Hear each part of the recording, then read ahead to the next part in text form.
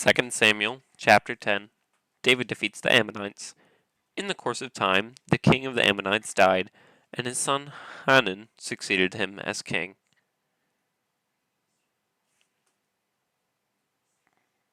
David thought, I will show kindness to Hanun, son of Nahash, just as his father showed kindness to me. So David sent a delegation to express his sympathy to Hanun concerning his father. When David's men came to the land of the Ammonites, the Ammonite commanders said to Hanun, their lord, Do you think David is honoring your father by sending envoys to you to express sympathy? Hasn't David sent them to you only to explore the city and spy it out and overthrow you? So Hanun seized David's envoys, shaved off half of each man's beard, cut off their garments at the buttocks, and sent them away. When David was told about this, he sent messengers to meet the men, for they were greatly humiliated. The king said, Stay at Jericho till your beards have grown, and then come back.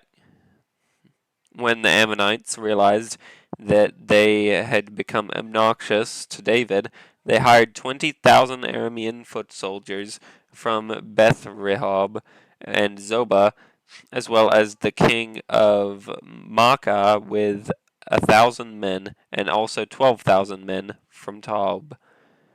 On hearing this, David sent Joab out with the entire army of fighting men.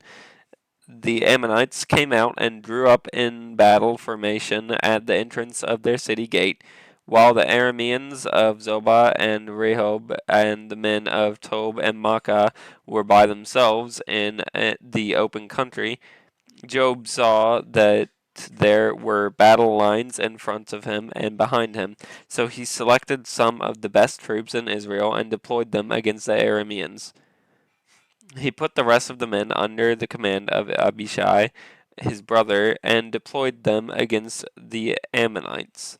Joab said, If the Arameans are too strong for me, then you are to come to my rescue. But if the Ammonites are too strong for you, then I will come to rescue you. Be strong, and let us fight bravely for our people and the cities of our God. The Lord will do what is good in his sight.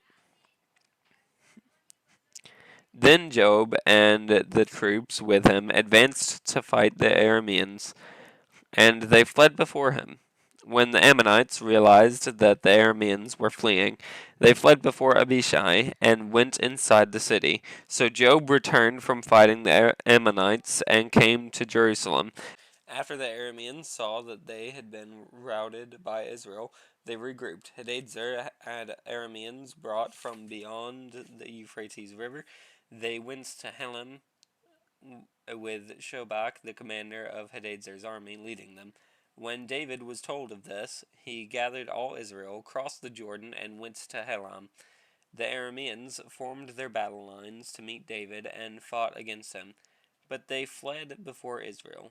And David killed 700 of their charioteers and 40,000 of their foot soldiers. He also struck down Shobach, the commander of their army, and he died there. When all the kings who were vassals of Hadadezer saw that they had been routed by Israel, they made peace with the Israelites and became subject to them. So the Arameans were afraid to help the Ammonites anymore.